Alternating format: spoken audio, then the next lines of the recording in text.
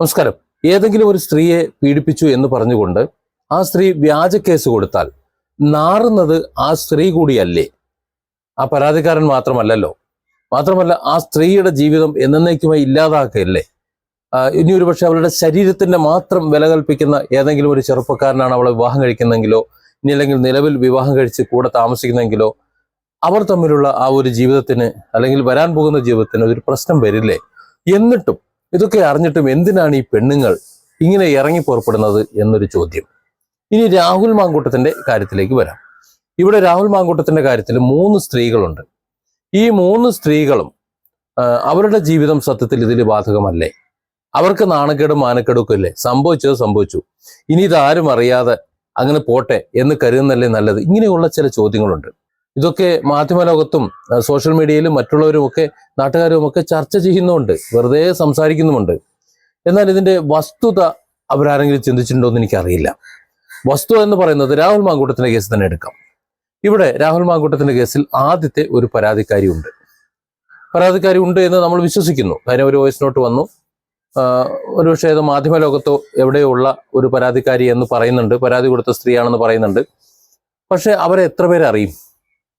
വളരെ കുറച്ചു പേർ, അവരുമായി അടുത്ത് നിൽക്കുന്ന കുറച്ചു പേര് മാത്രമേ അവരെ അറിയുള്ളൂ. രാഹുൽ മാങ്കൂട്ടത്തിനെ അറിയുന്ന മലയാളികളിൽ എത്ര പേർക്ക് ഈ പരാതിക്കാരെ അറിയാം? ഈ പരാതി കൊടുത്ത പെണ്ണിനെ അറിയാം? വളരെ കുറഞ്ഞ ആൾക്ക്, വിരലിൽ എണ്ണാവുന്ന കുറച്ചു പേർക്ക് മാത്രമേ അറിയുള്ളൂ. ബാക്കിയുള്ളവർക്കൊന്നും ഈ പരാതിക്കാരി അറിയില്ല. ഇനി രണ്ടാമത്തെ കേസ് എടുത്ത് നോക്ക്. രണ്ടാമത്തത് KPCCയുടെ അടുത്ത് എത്തിയിട്ടുള്ള പരാതി. അത്തരത്തിലൊരു പരാതിക്കാരി ഉണ്ടോ എന്ന് തന്നെ സംശയമാണ്. ആ പരാതിക്കാരിയെ KPCC ഏതാനും കടൽക്കടവന്മാർ സൃഷ്ടിച്ചൊരുക്കിയതാണോ, അതോ ഇനി പിണറായി സർക്കാരിന് ഈ രാഹുൽ മാങ്കൂട്ടത്തിന്റെ ശല്യം സഹിക്കാൻ വയ്യാതെ കൃത്രിമമായ ഒരു പരാതിക്കാരി ഉണ്ടാക്കിയതാണോ, ഇനി ആദ്യത്തെ കേസിൽ ഒരുപക്ഷെ ജാമ്യം കിട്ടാതിരിക്കാൻ വേണ്ടി പോലീസ് തന്നെ കെട്ടിച്ചമച്ചതാണോ എന്നറിയില്ല. മൂന്നാമത്തെ കേസിൽ അതുപോലെ തന്നെ ഒരു പരാതിക്കാരി വന്നു, പരാതി കൊടുത്ത് ഇതെല്ലാം പരാതി കൊടുക്കുന്നത് മുഖ്യമന്ത്രിക്കും പ്രതിപക്ഷ നേതാവിനും ഒക്കെയാണ്. അതാണ് ഏറ്റവും രസം എന്ന് പറയുന്നത്. മുഖ്യമന്ത്രിക്ക് കൊടുത്ത മൂന്നാമത്തെ പരാതി അത് പോലീസ് അന്വേഷിക്കുമ്പോൾ അവിടെയും ഒരു പരാതിക്കാരി ഉണ്ട്. ഈ പരാതിക്കാരെയും അറിയുന്നത് ഉണ്ടെങ്കിൽ, ചാറ്റൊക്കെ പുറത്തു വരുന്ന അങ്ങനെയാണ്, ഉണ്ടെങ്കിൽ ഏതാനും ചിലർക്ക് മാത്രമേ അറിയുള്ളൂ. ആദ്യത്തെ പരാതിക്കാരിയുടെ കാര്യം പറഞ്ഞതുപോലെ ഏതാനും വിരലിൽ എണ്ണാവുന്ന ചിലർക്ക് മാത്രമാണ് അറിയാവുന്നത്. ആ അറിയാവുന്നതിൽ ഫെന്നി നൈനാൻ ഉൾപ്പെടെ ആൾക്കാർ വരും. രണ്ടാമത്തെ കേസിൽ ആർക്കും തന്നെ അറിയില്ല. ഇങ്ങനെ ഒരു പരാതിക്കാരിയെ അറിയാം എന്ന് ആരും തന്നെ പ്രസ്താവനകൾ ഇറക്കിയിട്ടില്ല. ഒരു ചാറ്റ് ഹിസ്റ്ററി നമ്മളാരും കണ്ടിട്ടില്ല. എന്നാൽ ആദ്യത്തെ കേസിലും മൂന്നാമത്തെ കേസിലും ചാറ്റ് ഹിസ്റ്ററിയൊക്കെ പുറത്തു വന്നിട്ടുണ്ട്. അപ്പോൾ രണ്ടാമത്തെ തികച്ചും സാങ്കല്പികമാണെന്ന് ഏകദേശം ഉറപ്പിക്കാം. മൂന്നാമത്തെ കേസിലും ഈ ചാറ്റ് ഹിസ്റ്ററികളെ പുറത്തു വന്നിട്ടുള്ളൂ. ഒന്നാമത്തെ കേസിലെ വോയിസ് നോട്ടുകളെ പുറത്തു വന്നിട്ടുള്ളൂ. ഇതൊക്കെ പുറത്തു വിടുമ്പോഴും പരാതിക്കാർ എവിടെയാണ്? എൻ്റെ വീഡിയോയുടെ തുടക്കത്തിൽ ഞാൻ പറഞ്ഞതുപോലെ നാണക്കേടാണ് മാനക്കേടാണ് എന്നൊക്കെ പറഞ്ഞിരിക്കണമെന്നുണ്ടെങ്കിൽ അവരൊക്കെ നാട്ടിൽ അറിയപ്പെടുന്നവരായിരിക്കണ്ടേ? അല്ലെങ്കിൽ ജനം അറിയുമെന്ന് തോന്നലുള്ളവർക്കല്ലേ? ഇവിടെ പരാതിക്കാരെല്ലാം, പ്രത്യേകിച്ച് രണ്ടാമത്തെ മൂന്നാമത്തെ പരാതിക്കാർ കാണാമറയത്താണ്. അവർ ആരാണ് എന്ന് ആർക്കും അറിയില്ല. എങ്ങനെ അന്വേഷിച്ചാലും കിട്ടില്ല. കാരണം പരാതി കൊടുത്ത സ്ത്രീ എന്ന നിലയിൽ അവർ സുരക്ഷിതമായി കാണാമറയത്ത് തന്നെ ഉണ്ടാകും, മറയ്ക്കപ്പുറം തന്നെ ഉണ്ടാകും എന്നതുകൊണ്ട് അവരെ കണ്ടെത്താൻ സാധിക്കില്ല. ഇനി അവർ കള്ളപ്പരാതിയാണ് കൊടുത്തത്, വ്യാജ പരാതിയാണ് കൊടുത്തത് എങ്കിൽ പോലും അവരെ പുറത്തേക്ക് കൊണ്ടുവരാൻ കഴിയില്ല. അതാണ് നമ്മുടെ നിയമത്തിന്റെ ഒരു പ്രശ്നം എന്ന് പറയുന്നത്. അവിടെയാണ് ഈ പരാതിയുടെ പ്രസക്തി വരുന്നത്. അതായത് പരാതി കൊടുത്തിട്ടുള്ള, കള്ളപ്പരാതി കൊടുത്തിട്ടുള്ള അല്ലെങ്കിൽ മനഃപൂർവ്വം പരാതി കൊടുത്തിട്ടുള്ള ഈ 3 പരാതിക്കാരും അങ്ങനെയാണ് എന്നുണ്ടെങ്കിൽ ആ 3 പരാതിക്കാരും സേഫാണ്. അതേസമയം ആരോപിതനായിട്ടുള്ള, കുറ്റം ചെയ്താലും ഇല്ലെങ്കിലും ഇനി രാഷ്ട്രീയ ഭാവി തകർക്കപ്പെടാൻ വേണ്ടി ബലിയാടാകേണ്ടി വന്ന ആളാണെങ്കിൽ കൂടി, അങ്ങനെയാണെങ്കിൽ കൂടി രാഹുൽ മാങ്കൂട്ടം പ്രതിസ്ഥാനത്തായതുകൊണ്ട് അയാൾ എപ്പോഴും ആക്ഷേപിക്കപ്പെടാൻ വേണ്ടി, അപമതിക്കപ്പെടാൻ വേണ്ടി, മറ്റുള്ളവർക്ക് കല്ലെറിയാൻ വേണ്ടി, ചീമുട്ട എറിയാൻ വേണ്ടി നിന്നു കൊടുക്കേണ്ട ഒരു ഗതികേടിലേക്കാണ്. ഇത് തന്നെയാണ് ഇതിന്റെ പ്രശ്നം. പലരുടെ സംശയമാണ്, തീയില്ലാതെ പുകയുണ്ടാവുമോ? എന്തെങ്കിലും ഒത്തിരി കാര്യമില്ലാതെ ഇത്തരത്തിലുള്ള വിഷയങ്ങൾ ഉണ്ടാകുമോ? രാഹുൽ മാങ്കൂട്ടത്തിൽ അങ്ങനെ എന്തെങ്കിലും ആരുടെയെങ്കിലും ഒക്കെ ചില ബന്ധങ്ങളില്ലാതെ വിവാഹ വാഗ്ദാനം നൽകാതെയൊക്കെ ഇങ്ങനെ പെണ്ണുങ്ങൾ പറയോ എന്ന് ചോദിക്കുന്നുണ്ടെങ്കിൽ പറയും. ഇത് തന്നെയാണ് അതിന്റെ കാരണം, പറയും. പ്രത്യേകിച്ച് രാഹുൽ മാങ്കൂട്ടം എന്ന് പറയുന്നത് പ്രതിപക്ഷത്തിനും ഭരണപക്ഷത്തിനും 2 വിഭാഗത്തിനും, ഇന്ന് കേരള രാഷ്ട്രീയത്തിലെ ഇടതിനും വലതിനും ഒരുപോലെ തലവേദനയാണ്.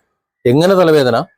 രാഹുൽ എന്ന് പറഞ്ഞാൽ കോൺഗ്രസിനെ സംബന്ധിച്ചിടത്തോളം അതിശക്തമായി പ്രതികരിക്കുന്ന ഒരാൾ. രാഹുൽ മാങ്കൂട്ടത്തിലും ഷാഫി പറമ്പിലും അടക്കമുള്ള യുവനിരയാണ് കോൺഗ്രസിനെ തിരികെ പിടിച്ചുകൊണ്ടുവന്നത്.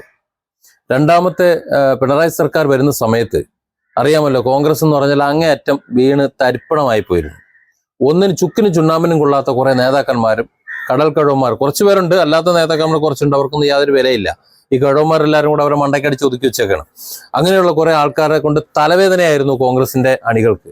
ഒരു ഗതിയും പരഗതിയും ഇല്ലാത്തതുകൊണ്ട് അവർക്ക് കൊടുത്തിട്ടുള്ള ഒരു തിരിച്ചടിയാണ് രണ്ടാം പിണറായി സർക്കാർ എന്ന് പറയുന്നത്.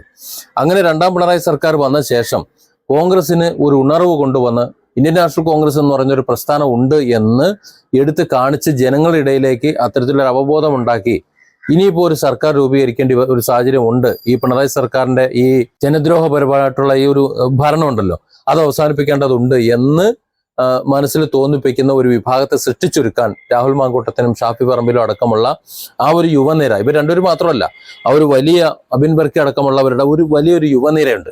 ആ യുവനിരയ്ക്ക് സാധിച്ചിട്ടുണ്ട്. അതിന്റെ ചുക്കാൻ പിടിക്കുന്നത് ഏറ്റവും മുകളിൽ നിൽക്കുന്ന ആളെന്ന് പറഞ്ഞാൽ രാഹുൽ മാങ്കൂട്ടത്തിലാണ്. ഒരു വേള അടുത്ത തെരഞ്ഞെടുപ്പിൽ രാഹുൽ മാങ്കൂട്ടത്തിൽ വിജയിച്ചു വന്നു കഴിഞ്ഞാൽ ഈ സംസ്ഥാന സർക്കാരിന്റെ ഏറ്റവും ചുക്കാൻ പിടിക്കുന്ന വകുപ്പ് തന്നെ അദ്ദേഹത്തിന് കൊടുക്കേണ്ടി വരുമെന്ന് ഭയപ്പെട്ടിട്ട് രാഹുൽ മാങ്കൂട്ടത്തിനെ ഒതുക്കാൻ വേണ്ടി കോൺഗ്രസിലെ ഒരു വിഭാഗം ശ്രമിച്ചു.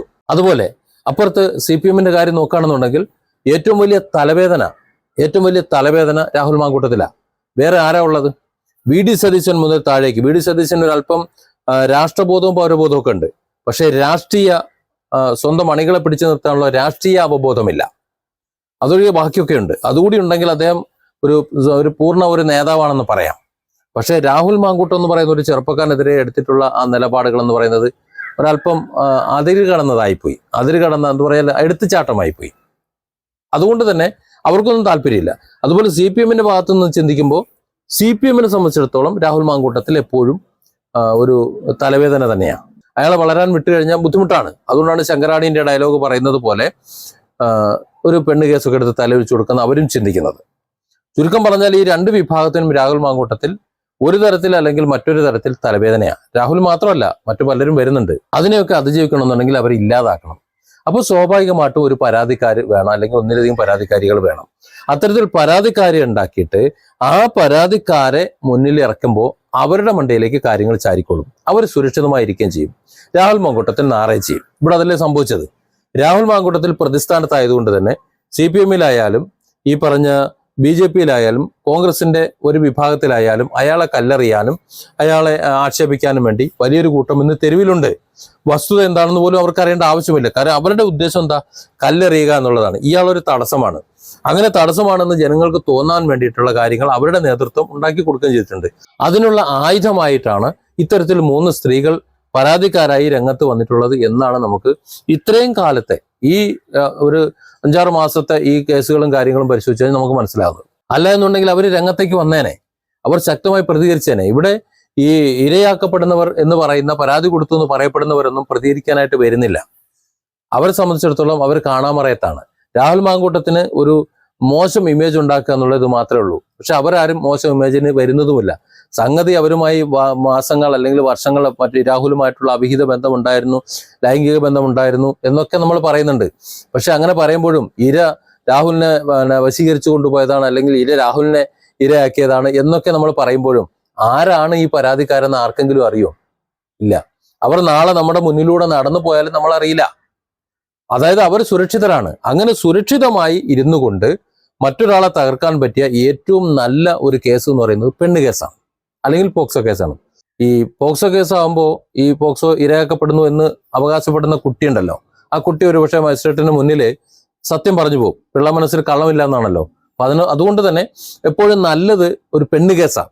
പെണ്ണ് കേസാകുമ്പോൾ എന്തായാലും കൊടുക്കാം. അതുകൊണ്ടാണ് പെണ്ണുങ്ങളെ തന്നെ മുന്നിൽ നിർത്തുന്നത്. ആ പെണ്ണുങ്ങളാകട്ടെ ഇനി 1 കൊല്ലം രാഹുലിന്റെ കൂടെ കിടന്നു എന്ന് പറഞ്ഞാലും 2 കൊല്ലം രാഹുലിന്റെ കൂടെ ഡെയിലി കിടന്നു എന്ന് പറഞ്ഞു കഴിഞ്ഞാലും അവർക്കൊന്നും നഷ്ടപ്പെടാനില്ല. കാരണം അവർ ആരാണെന്ന് ആർക്കും അറിയില്ല. അത് തന്നെ കാരണം. അതേസമയം രാഹുലിനെ നഷ്ടപ്പെടാനുണ്ട് താനും. രാഹുലിനെ കല്ലെറിയാൻ ഇപ്പുറത്ത് വലിയൊരു ഭാഗം ഉണ്ടാകുകയും ചെയ്യും. ഇതാണ് ഇതിന്റെ ഉത്തരവെന്ന് പറയുന്നത്. അതായത് രാഹുലിനെതിരെ വ്യാജ പെണ്ണ് കേസ്, തന്നെ നശിപ്പിച്ചു, തന്റെ കുടുംബജീവിതം നശിപ്പിച്ചു എന്നൊക്കെ പറയുമ്പോഴും, വിവാഹ വാഗ്ദാനം നൽകി തന്നെ പീഡിപ്പിച്ചു എന്ന് പറയുമ്പോഴും, അല്ലെങ്കിൽ താനുമായിട്ട് നിരവധി തവണ ലൈംഗിക ബന്ധത്തിൽ ഏർപ്പെട്ടു, തന്നെ ഗർഭിണിയാക്കി, തന്നെ ഭ്രൂണം ചുമന്നു എന്നൊക്കെ പറയുമ്പോഴും അത് അവരുടെ ജീവിതത്തെ ബാധിക്കുന്നില്ലെന്നേ. അവരാരും അറിയുന്നില്ല. അതുകൊണ്ട് തന്നെ അവരുടെ കുടുംബം, ഭർത്താക്കന്മാരടക്കം ഇടപെട്ടിട്ടാണോ ഈ കേസുകൾ വന്നതെന്ന് പോലും നമുക്ക് സംശയിക്കണം. കാരണം അവരാരാണെന്ന് പുറത്തറിയുന്നില്ല, ആർക്കും അറിയില്ല. ഇതിന് ചുക്കാൻ പിടിക്കുന്ന ഒരു വിഭാഗമുണ്ട്. ആ ഗ്രൂപ്പിൽപ്പെട്ട, ആ വാട്സപ്പ് ഗ്രൂപ്പിൽപ്പെട്ട ഏതാനും പേർ അവർക്ക് മാത്രമേ അറിയൂ. അവരെല്ലാവരും കൂടെ ചേർന്ന് നടത്തുന്ന ഗൂഢാലോചനയാണെന്നുണ്ടെങ്കിൽ അവരത് പുറത്ത് പറയാഞ്ഞാൽ പോരെ, ആരാണ് എന്ന് പുറത്ത് ജനങ്ങളുടെ മുന്നിലേക്ക് തുറന്നിടാഞ്ഞാൽ പോരെ. അപ്പോ ഈ സ്ത്രീകളെ സംബന്ധിച്ചിടത്തോളം അവർ ഏത് ഗുരുതരമായ ആരോപണം രാഹുൽ മാങ്കൂട്ടത്തിനെതിരെ ഉന്നയിച്ചു കഴിഞ്ഞാലും അവർ സുരക്ഷിതരാണ്. അവർക്ക് ഒരു തരത്തിലുള്ള ഫാമിലി പ്രോബ്ലംസോ അതല്ലെങ്കിൽ ജനങ്ങളുടെ ഇടയിൽ അത്തരത്തിൽ എന്തെങ്കിലും മാനസിക പ്രയാസമോ ഒറ്റപ്പെടുത്തലോ നാണക്കെടുത്തലുകളോ മറ്റെന്തെങ്കിലും വരുമെന്ന് വെച്ചാൽ അങ്ങനെ ഒന്നുമില്ല. അങ്ങനെ ഒന്നും വരാൻ ഒരു സാധ്യതയും ഇല്ലാത്തത് കൊണ്ട് ആണ് അവർ ഇത്തരത്തിലൊരു കേസിന് നിന്ന് കൊടുത്തിട്ടുള്ളത്. അങ്ങനെ തന്നെയാണ് കരുതേണ്ടത്. അതായത് രാഹുലിനെ തകർക്കാൻ വേണ്ടി മനഃപൂർവ്വം ഇവർ കളമൊരുക്കുകയായിരുന്നു എന്ന് ഇതിൽ നിന്നൊക്കെ വ്യക്തമാണ്. Different angles. Don't forget to subscribe and support this channel.